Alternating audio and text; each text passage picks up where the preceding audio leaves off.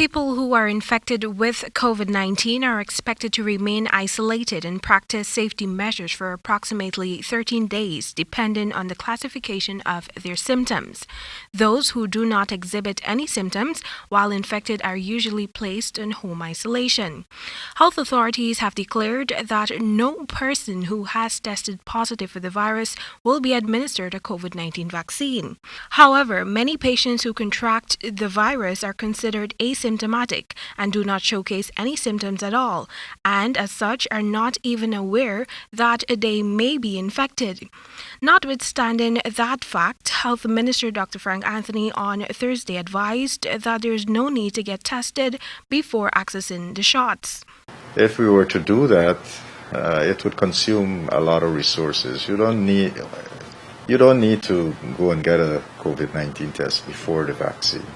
However, if you have typical signs or symptoms of COVID-19, like a cough, fever, these flu-like types of symptoms, you have lost your taste or smell, then those are typical signs of COVID.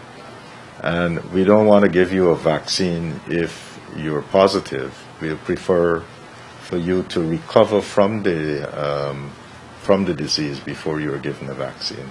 Studies have shown that 88% of persons infected with the virus would build natural immunity in the form of antibodies to fight COVID-19 6 months after infection.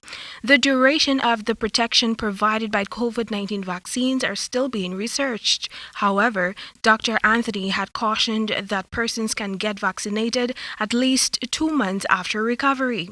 Hospitalized patients will not be given the vaccines. Meanwhile, 132,000 persons, or just over 27% of the adult population, have received first doses of a COVID-19 jab, while over 3,000 persons have been fully immunized with the Chinese Sinopharm vaccine. Temika Rodney reporting for the HGP Nightly News.